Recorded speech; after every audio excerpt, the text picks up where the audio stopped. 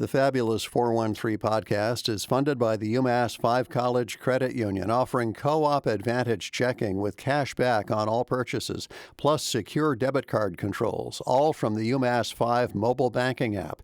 Insured by NCUA, umass5.coop. Welcome to the Fabulous 413. I'm Khalees Smith. And I'm Monty Belmonte. This show is usually arts and culture heavy and politics light, but we're going to flip that today. Never fear, there will be arts and culture and fashion when we talk with Richie Richardson from Fab Fashion and his team about Fab Passion Fashion Week New England. And for a little fiction in our fraught state of the nation, we asked you who from the world of fiction you would want to elect to the highest office in the land. Elizabeth Clark said, I want Lassie to run for president. She's a good girl. Honest, loyal, hardworking, full of energy, solved every problem, not at all interested in hyperbole. The humans haven't done the job, why not a dog? Love your show. From the law offices of Elizabeth Clark Hatfield. Adam Sugarman is not actually, as he suggested, from Queenac, a fictitious town in Alaska courtesy of Ken Kesey, but apparently he's from Great Barrington. He says, I wish I could vote for A.O. from Nnedi Okorafor's book, Noor. Her slogan could be, I'm watching you, bro. Bonus thoughts. Now, it's unfortunate about J.K. Rowling's misinformed ideas about trans people, but her sorting hat is a pretty handy concept right now. Trump is clearly a Slytherin. Harris is either Ravenclaw or Gryffindor. I have thoughts about that. But then he goes on to ask, what about the voters? Are there any Gryffindor voters out there who've been duped by Trump, maybe? There certainly is a lot of sane washing of Trump happening.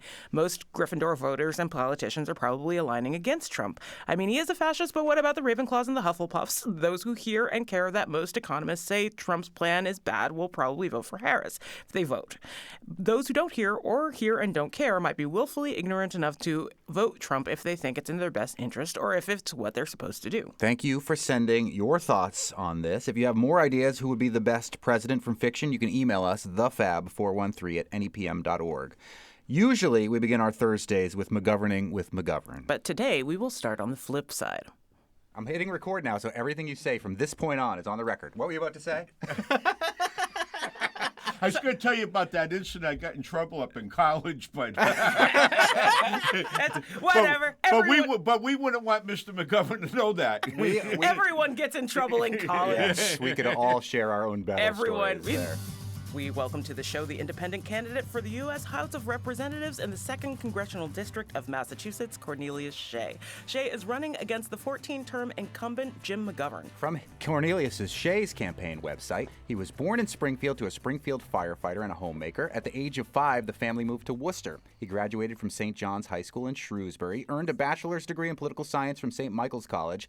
He went on to receive a master's degree in education from Fitchburg State and a master's degree in urban education from Clark University. He is a 20-year Marine Corps veteran. During college, he was an enlisted Marine rifleman in the reserves. After college, he was commissioned to a second lieutenant. While on active duty, he was assigned to be an amphibious assault vehicle platoon commander at Camp Pendleton and in Okinawa. His last assignment on active duty was at Quantico, Virginia, where he served as a leadership instructor at Officer Candidate School. He was honorably discharged from the Marine Corps, first as a lance corporal and secondly as a major. After leaving active duty from the Marines, he worked in the corporate world as an account executive and as a sales executive, and he then became a Worcester public school teacher, where he says he helped over 1,000 of the most at-risk students in Worcester obtain high school diplomas. He was also an assistant football coach and a track coach. Shea says he loves America, but that he is worried about her future. He says the shining city upon a hill has grown dim. Independent candidate for the U.S. House, Cornelius Shea, joins us now. Thank you so much for coming on the Fabulous 413. Listen, Khalees, and I cannot thank you enough, Monty and Khalees, for having me on, because I really am honored to have the opportunity to meet your audience. And thank you so much for going over. I'm humbled by that right there, my background, and I feel as though I should probably leave now before I mess up. I know. You covered all the great details, but truly it is an honor to be with you today. And we wanted to give you that longer intro because a lot of times it can be hard for people, especially if you're not a seasoned candidate, to talk about your bona fides and your resume there. And that's a pretty hardy resume from a 20-year military service, Worcester public school teacher, working in the corporate world as well. So the big question is, why did you decide, as an older gentleman, I'll say, do you want to reveal your age to the public? You can. I'm 66 years old, and believe me, This right here is not going over too well, although my wife is coming along with me running. But when you feel it in your heart that you need to do something, at least to give competition and to give choice to people.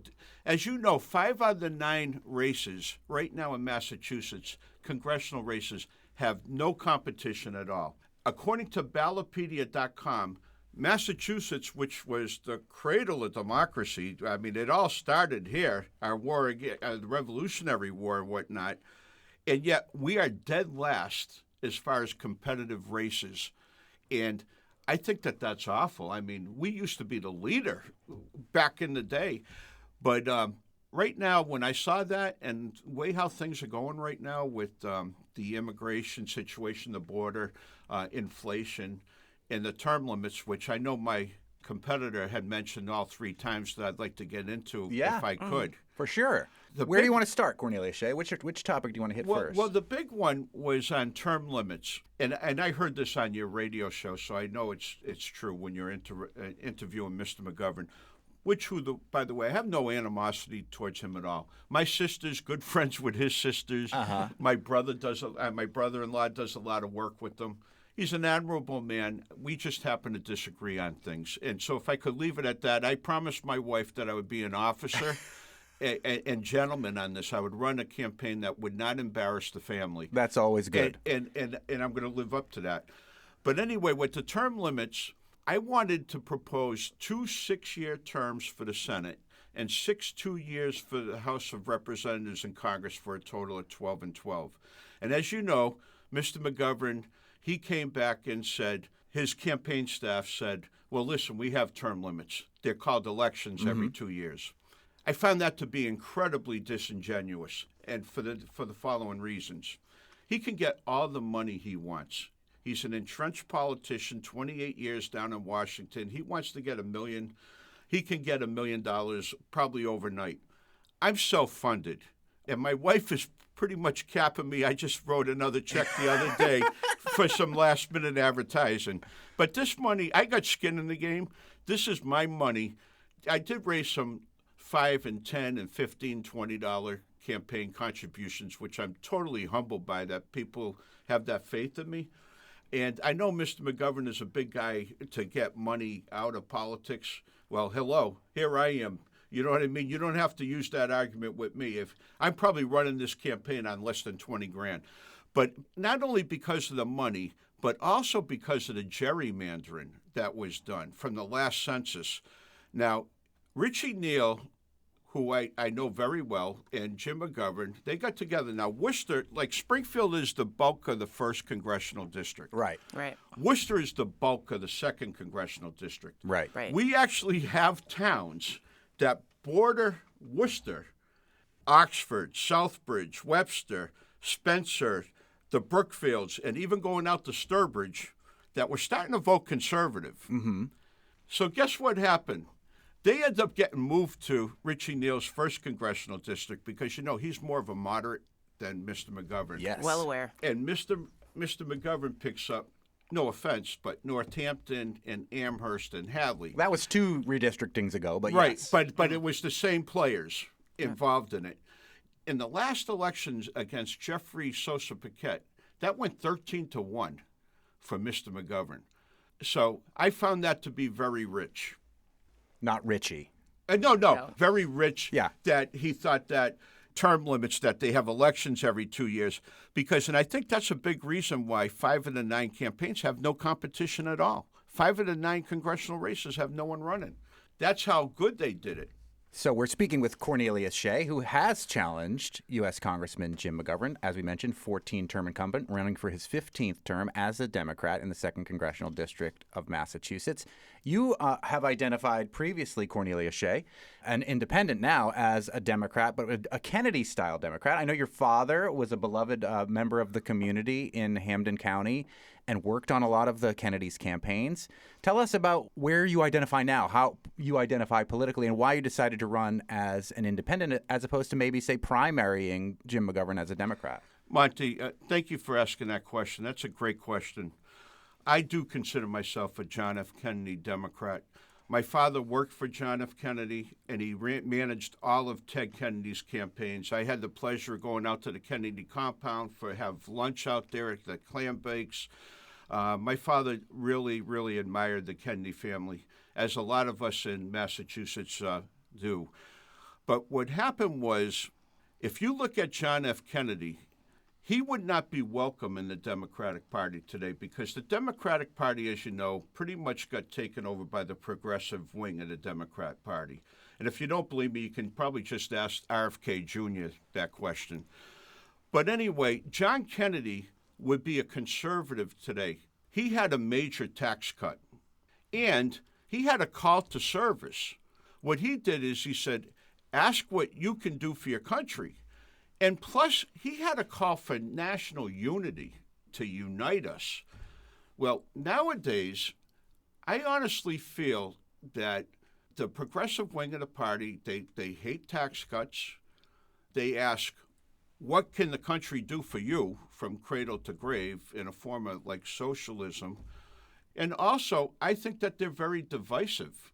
You know, I think that they hire people by what boxes you check off, which that goes totally against Martin Luther King when he said, let's judge people by their character and not by their skin color, and not by what things that they can check off in the boxes. But, you know, I would love to have, as far as like having two questions, instead of saying, are you African American, are you Hispanic American, are you white, are you Asian American? If you're just a citizen or non-citizen, if we really wanted to unite this country, and I know that we had a lot of issues in the past with racism, and it's still going on, but if we really want to unite as a country, I believe like what Denzel Washington and what they're saying is like, maybe when we stop talking about race and just judge people, I guess this is wishful thinking, by the content of their soul and character, I think that would be the biggest thing to honor. Martin Luther, when the Marine Corps, I'll tell you what, in the Marine Corps for 20 years, you didn't care what the color of anyone's skin was. You just wanted to know that this person in that foxhole had your back and you had their back. And some of my best friends in the Marine Corps, especially in the enlisted ranks, were African American and Hispanic American. If we could get along like they do in the military, this would be a great country where everyone just got along. And I mean that sincerely, especially in the Marine Corps.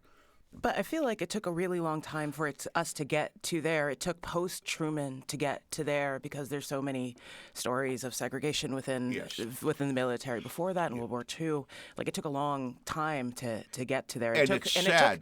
It took some work from both sides to make that happen. But I have a question for you about John F. Kennedy. Do you think that John F. Kennedy, if he were running today, would be accepted by the Republican Party? That's a great question, Khalees. And by the way, I agree with you. What happened in this country as far as slavery, my family was nowhere around when that was going on. We didn't get here until 1915. But that right there, like, we are a nation of immigrants for the most part, not for indigenous Native Americans and certainly not for African Americans. So when you start talking about like the immigration, we have to always look at that pit, and that's always going to be there. That's a part of our history. And it's a sin what happened there.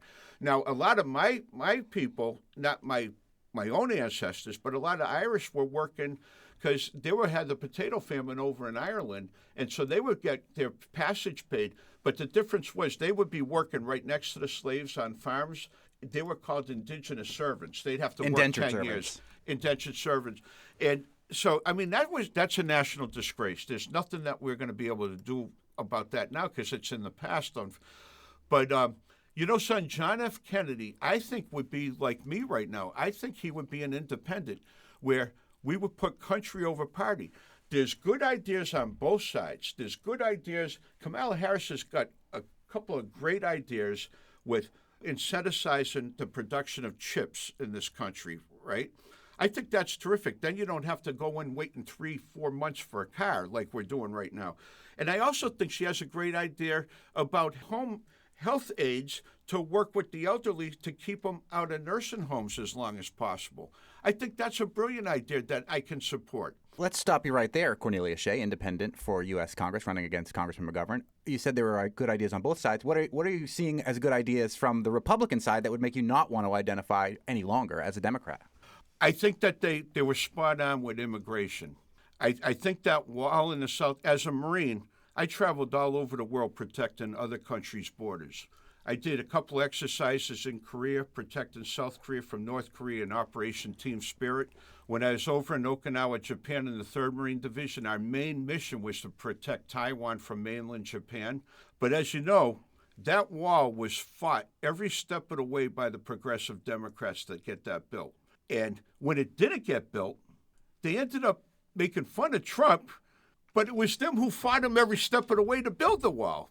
And I also think that remain in Mexico, if we had remained, I saw a study the other day, I thought it was like 15 million. We have 25 million undocumented migrants in this country from the last 4 years. In Massachusetts, when Maura Healey took over, she had $1 billion surplus, and now there's a $2 billion that we're in debt. Now, as you know, Massachusetts is a sanctuary state, and not only that, we have a balanced budget amendment. Where are we going to get that $2 billion from? We have to balance our budget. The national budget's $35 trillion in debt. They're not going to be able to bail us out. They're going to have major tax cuts. And as the people in Worcester and out in Leominster, as they get to know me more, I think that they realize that I'm going to put country over party, and I'm looking for solutions to take the best from both sides. Like, I'm not going to be one of these locked in with the Democrats saying, oh, I have to vote this way, or you're not going to give me any funds for my reelection. Or Republicans, I have to vote this way, or I'm not going to get funds for my reelection. So I have to go all in, even though I might know in my heart and my head that those are good policies. I have to toe the party line. Well, as an independent, they're going to be lobbying me for my vote. And I don't know, I could caucus for the Republicans on some issues. I could caucus with the Democrats. I'm going to do what's right for the country. And I really think that we need that. I mean, I would love to ask Mr. McGovern why he wants to do away with the Immigration Customs Enforcement.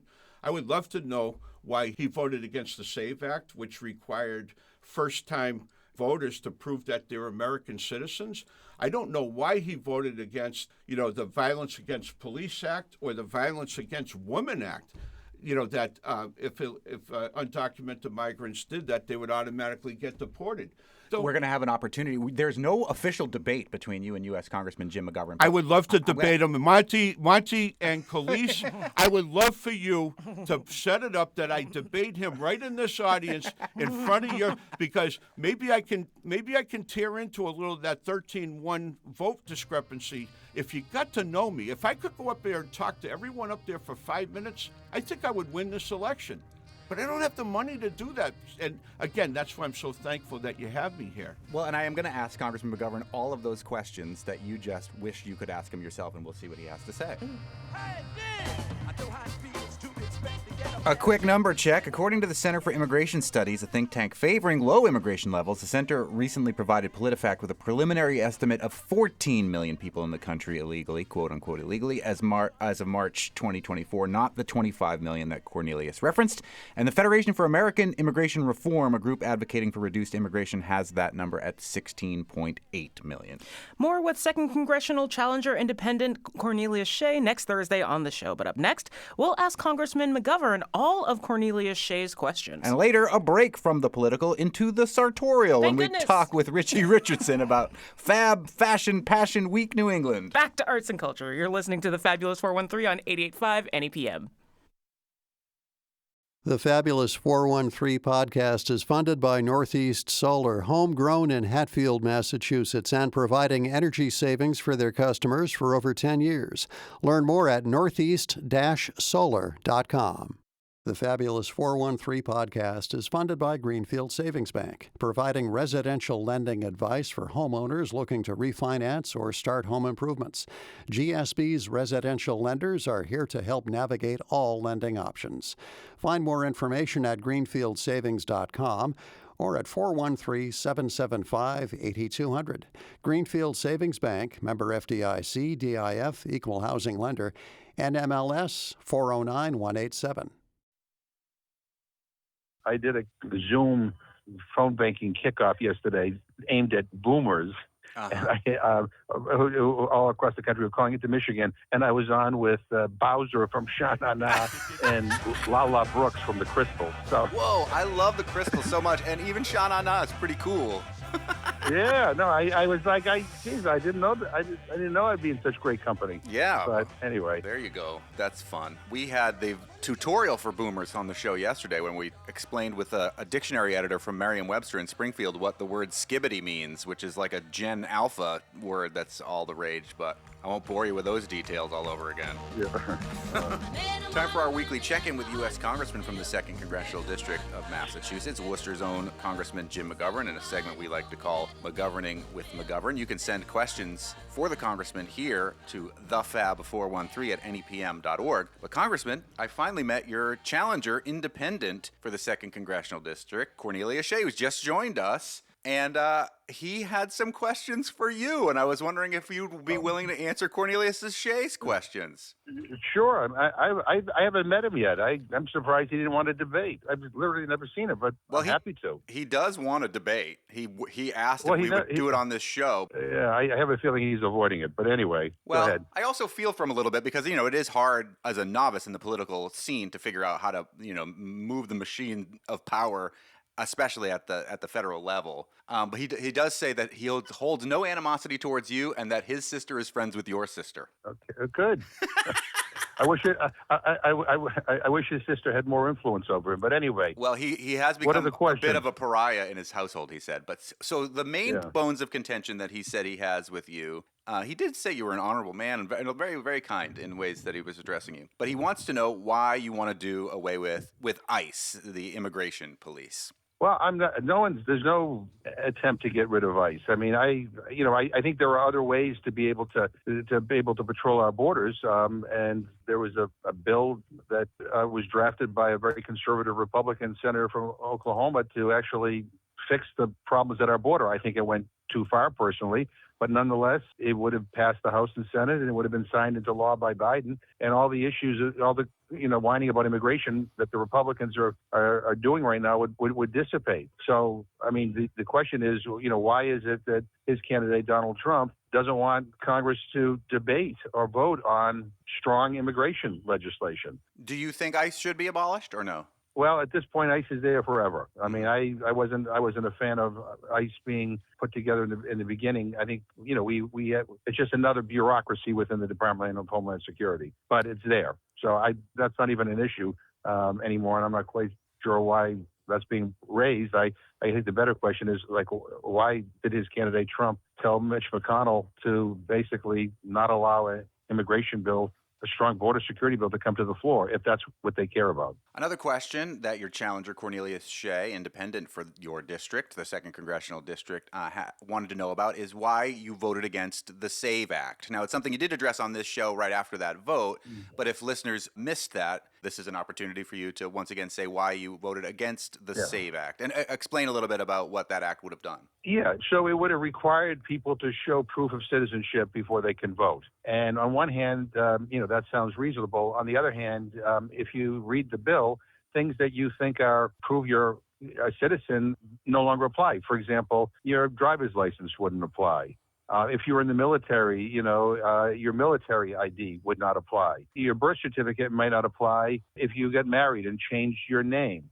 So basically, and let's be very clear about this, the law right now is that it is illegal for a non-citizen to vote in an election. It is illegal. It is already illegal. That is the law of the land. There is no evidence at all that somehow this is being abused or that people who are non-citizens are voting. What the SAVE Act is and why Republicans want it so much is because it makes it more difficult for people to vote. And they believe that if fewer people vote, then it advantages them. So this is about voter suppression. This is not about anything other than that. And again, I think a lot of senior citizens don't have passports.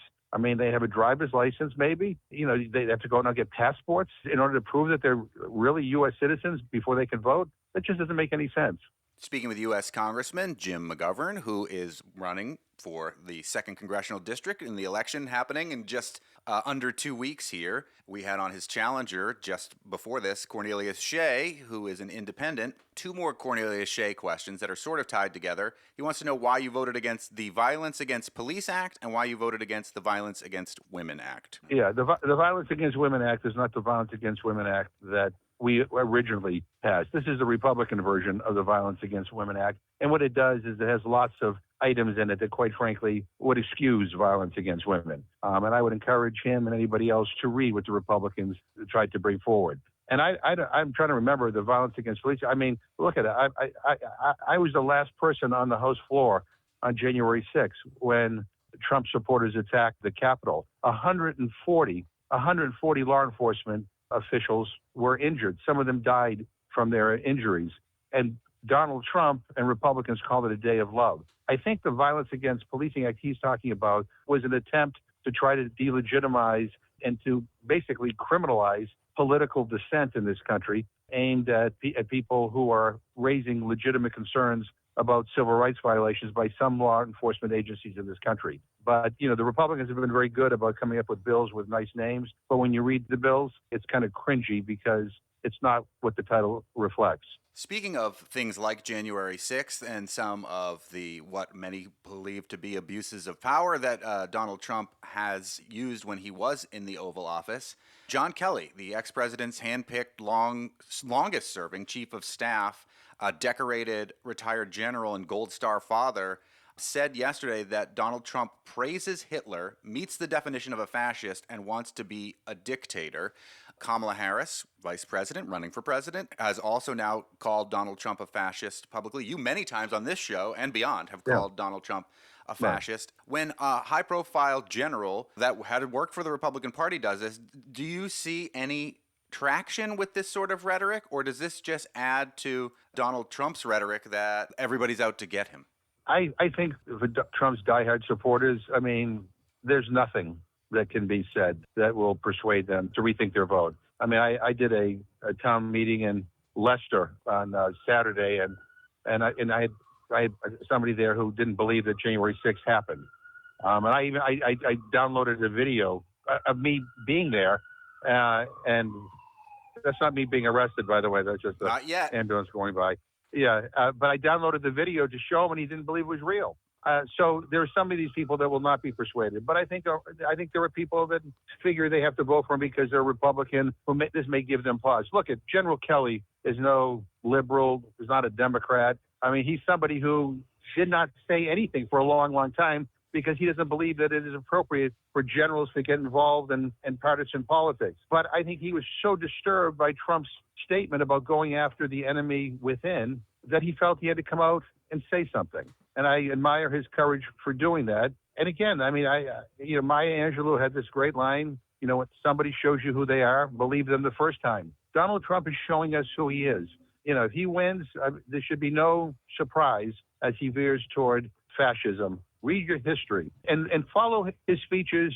I mean, it gets weirder and weirder and weirder and scarier and scarier. I woke up this morning and I turned on the news. I saw Tucker Carlson's introduction of him last night at a rally, and it was so disturbing and so creepy, his degradation of women in this country. Again, we have an opportunity to stop this and elect somebody who's decent. And to those who traditionally vote Republican, I would just simply say, be part of the effort to save our democracy. You can elect a conservative and a right-winger, who doesn't want to destroy a democracy in the next go-round, if that's what you want to do. Speaking with U.S. Congressman Jim McGovern, your chamber of Congress is currently in control, but by a narrow margin, by the Republican Party. What's your honest assessment of the House race as it stands right now? What's the likelihood that the Democrats could take back control of the House in less than 2 weeks, given what's been going on elsewhere around the country? Where do you see areas where the Democrats may pick up or may lose seats in this next election? I think there's a better than even chance that we can win the House back. I mean, there's some seats in New York that we should be able to take back, some seats in California. And we have some challenges in places like Alaska, which is deeply red. And we have a couple other very tight races. But when you add it all up, I mean, if you were a betting person, you'd probably bet that the Democrats would take control of the House. But it's all very, very tight.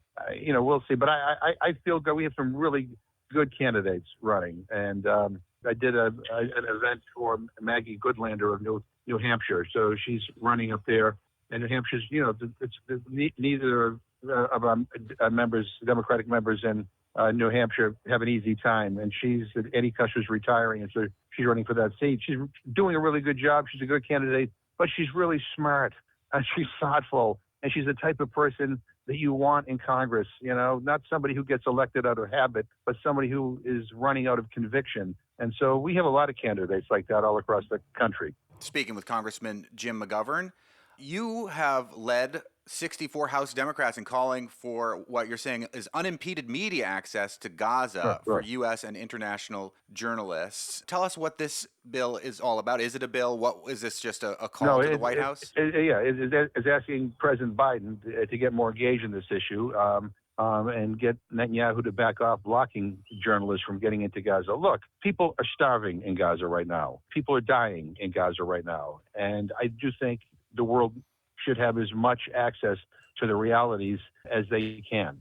This is a horrific, terrible tragedy. And, we need to continue to be pushing harder for a ceasefire. I just did an interview where somebody said, well, people say if you do a ceasefire, all you're doing is allowing Hamas and all of Israel's enemies to rebuild. No one's saying ceasefire and walk away. We want a ceasefire to get the hostages out. There are Israeli hostages and American hostages that are being held. We want a ceasefire to take a breather to try to get the world community on board in a strategy to resolve the Palestinian issue once and for all so that Israel can live in security and the Palestinians can live in security and determine their own future free of occupation. So I'm glad that 64 of my colleagues joined with me on this. I think it's the right thing to do. Press ought to have access to wherever they want to report, and no government or governments should be blocking them access. Look, reporting in conflict areas is dangerous, and reporters know that. They make their own decisions. But to be blocked into going into areas that we know are beyond horrific, I mean, in terms of the human tragedy, I think it's just wrong. I'll also add that our regular questioner and local activist, Pocky Whelan, said, ask the congressman to please demand an arms embargo now. I have done that on Pocky Whelan's behalf. Right. But I would just, and I appreciate the catchphrase there, but we have laws on the books. And I have, on social media in the last couple of weeks reminded people, we have two laws. One is the Leahy law, which is not being enforced, which would basically terminate aid to Israeli military units that are committing human rights abuses. And there are a number of them that the Pentagon has on their secret list. We ought to use that law to suspend that. Then there's another law that says that if a country is impeding humanitarian aid, that's like medical and food aid to people who are in desperate need, then we freeze all the military aid. And I posted about that too. We have laws on the books that if we enforce them would basically do what people who are out there say, call for an arms embargo. Calling for things are fine, I guess, but we have laws on the books that if we enforce right now, you basically would freeze the aid until Israel changed its behavior. And I think that's where we ought to be focused. We pass laws for a reason. We ought to make sure that they're enforced. And if we don't enforce them, hey. Nice to see you. Good. Anyway. Who's that? I don't know, somebody on the street. So anyway, but I hear you. I mean, look at what's happening. It's when this election is over with, we need to get back to serious lobbying on ways to get this violence to stop. Well, speaking of lobbying, there was a big story in Politico today. I don't know if you've had a chance to read it yet. A special report, the headline, Trying to Curry Favor, Lobbyists on Tax Matters Hired Richard Neal's Son. It's a sprawling article. I still haven't finished the whole thing myself. Care to comment on your colleague down the street in the 1st Congressional District and what this article has to say? Have you read the article? I have not read the article yet, but now you've piqued my interest. So I'll go look. And Richie Neal's a great colleague, and we work well together, and he does a lot for the Commonwealth. And, I hope that we take back the House so that he's the chair so we can actually change our tax laws so that they're fairer. I mean, there's something wrong in this country when teachers and firefighters and small business people pay a higher tax rate than billionaires and big corporations. And I think we have a chance to correct that if we take back the House, and he's the chairman of the Ways and Means Committee. Well, we'll both do a little bit more homework by the next time we talk and finish reading this article or brush up on it. I'll lobby you to lobby him to come on this show. We've asked him many, many, many, many times. He also has an independent challenger who has reached out to us and would love to come on the show. So in all fairness, we would like to give them that opportunity, as well as we've given Richard Neal many opportunities to come on the show, all of which he has passed on. However, the congressman from the 2nd Congressional District joins us every week, McGoverning with McGovern. You can send questions for the congressman to thefab413@nepm.org. And a reminder that we're just a few weeks away. You may be looking for something to do to feel engaged after the election.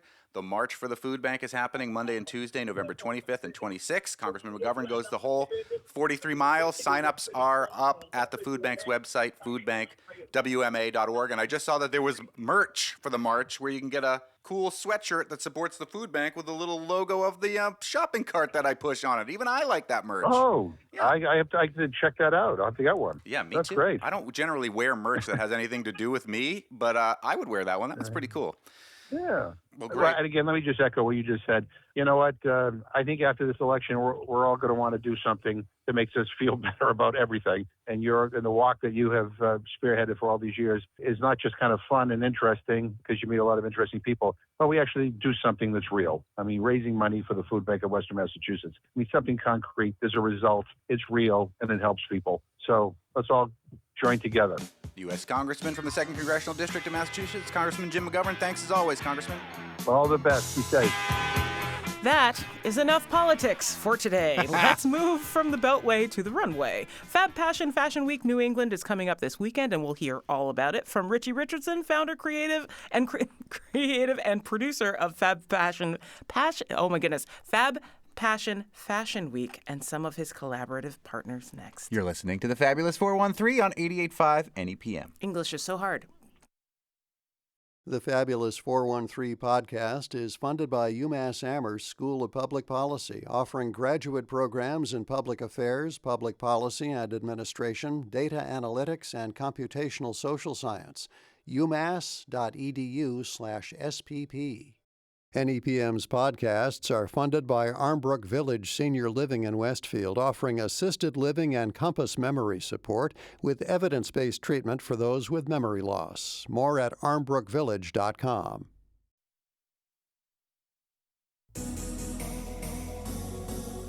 Welcome back to the Fabulous 413. Fab Passion Fashion Week New England is coming to Springfield this weekend with a 2-day event on the theme Fashion is Culture. Launched with a preview show in 2023, Fab Passion Fashion Week New England is a unique annual high fashion event that rebrands Springfield as a vibrant fashion gateway and a major cross-cultural destination at the heart of Western Mass. It brings multicultural fashion influencers to new audiences and elevates diversity in fashion and in New England's arts and culture. We are joined by the founder and creative producer of Fab Passion Fashion Week. He is the co-owner and designer at Fab Fashion in Turners Falls, Richie Richardson. He's joined by Richard Young, creative director, Stephen Dubal, technical director, and Jerry Jordan Brown, casting director. Thank you all for joining us. Thank you for having us. You don't really think of a casting director for a fashion show, or I haven't before. I think of it as movies, but that is important. And we, Richie, just did a fashion show 2 weeks ago with Swanson's Fabrics in Turners Falls, where you cast some folks to model some of your fashions, and some of those folks have been cast in this Fab Fashion Week, right? Absolutely. You know, the thing about that show is that it was very impromptu. The models who showed up, you never know what you're going to get, but we had some really great bodies. And yes, we offer the option for them to participate because there were 8 models who were all literally model quality, but raw. And hopefully we'll see some of them in the lineup as well. That's excellent. How do the designers that are coming in from outside of New England get to work with those models that you have brought in for this show? So we have on the lineup something like 14 models on Saturday. This event takes place over a period of 2 days. 7? Designers. You said models. Oh, I'm sorry. Thank you. Yes, we have 14 designers that run the spectrum of looks, but they come from different regions of the world. This is very intentional in our approach because diversity is a huge part of what we do. And we wanted to really impact that diversity here in New England, but also here in Springfield, and to sort of encourage people and excite people with what other people are doing in different regions of the world, but wanting to share that here. So we have designers from the Caribbean, from New England, from New York, and from Central America. The process takes place over 2 days. So from tomorrow, we have the meet and greet, which is at the Innovation Center next door to Make It Springfield. That's 276 Bridge Street. That is from 5 to 8. The reason for that is that gives us an opportunity to introduce ourselves to the community, the stakeholders, the important people like yourselves, the media, the politics. But people also get an opportunity to meet our team, understand our vision, also to meet some of the designers, and we'll have some of the models wearing some of the looks. We'll also bring some of the politics. We bring our ambassadors here as well, so that they could integrate, because part of what we do is that build where we are really focused on building cross-cultural connections, politically, socially, creatively, because it impacts in the ways we live. So that is from 5 to 8. We'll have several speakers, and the mayor is also one of the speakers. Hopefully he'll be there. Because he's a pretty busy man. Are you going to dress him up in some sort of excellent fashion? I'd love to see Dominic Sarno, kind of up his fashion game. And he likes fashion. In the conversation I had with him, he was constantly talking about GQ. So apparently he is. Yeah. He looks good in his suits sometimes. Right? But he can always take it up a notch. Okay, there you go. That's Richie Richardson, who is behind Fab Fashion Passion Week New England, which will be tomorrow and Saturday. The Saturday event looks like Fashion Week New York City when you see the videos from it. I half expect to see David Bowie or Zoolander on the side of the. But this is a mission-driven event, and Richard Young, who's the creative director, I saw a video that you did that talks a lot about the intentional mission behind this. Can you talk about that for our listeners, about what you're aiming to do with this type of fashion show? Well, thanks for having me. Yes, it's my first time here, and I'm glad to be here. I love the space, actually, that Springfield is. Just found out that it's the home of basketball, and that's a beautiful piece of information for when I'm going back to do my writings in the Caribbean. But being here is giving me a chance to bring talent from the region from which I come, because I work throughout the region, and I work in the diaspora connected to the Caribbean. The Caribbean, I think, has a vanguard position in terms of the way that we costume ourselves and style ourselves.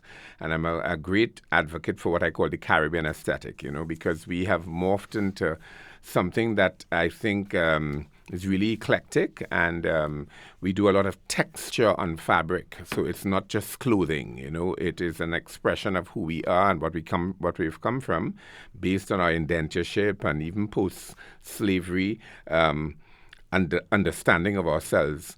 And we kind of happy people.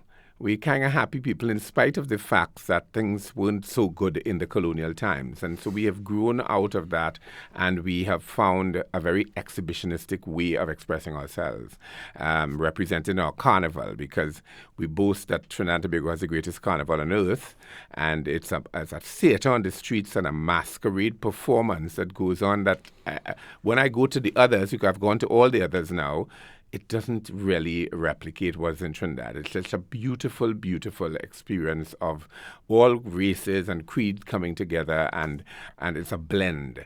And that is going to be represented in the designers I have brought, because we have people who have done textile art, we have done people who have done applique art, collage art on fabric to create their own texture and own identity. And so this Caribbean identity, I feel, is what the world can borrow from. We can show the world that we can live harmoniously with our difference, because what we do is celebrate difference, and we just acknowledge the similarities, So I want to bring that to the show, and that's why fashion is culture is the theme of the show, and that fashion is a portal into bringing people together, to commune, to love one another, to share with one another, to network with one another, to experience difference, but be in the same space and not find it offensive or, acrimonious. So I am looking forward to coming here and showing that we have brought an alternative style to the world and mixing it with New York designers, mixing it with South American designers, mixing it with people who are here, who have crafted their own brand of our identity. And so I'm very exhilarated to put these garments on bodies and find ways of telling stories while we do it, because we tell the story through the choice of music, the way they walk, how they present the garments, how they interact with themselves, and how they interact with the audiences. So I'm really, really titillating. That is Richard Young, who's the creative director behind Fab Passion Fashion Week. Who literally took all my questions away. That's great. His answer there. Wind him up and let him I had go. other ones to ask. You answered all of them. Well, we'll come up with some more, and some more for Jerry Jordan Brown, who is here as well, the casting director. We'll hear about some of those bodies that are titillating at the fashion show. That'll be happening on Friday on Bridge Street for a meet and greet, and then Saturday at the Community Music School of Springfield, right? That's where the big thing's happening. We'll hear more about Fab Fashion Fashion Week in just a second. You're listening to the Fabulous 413 on 88.5 at EPM.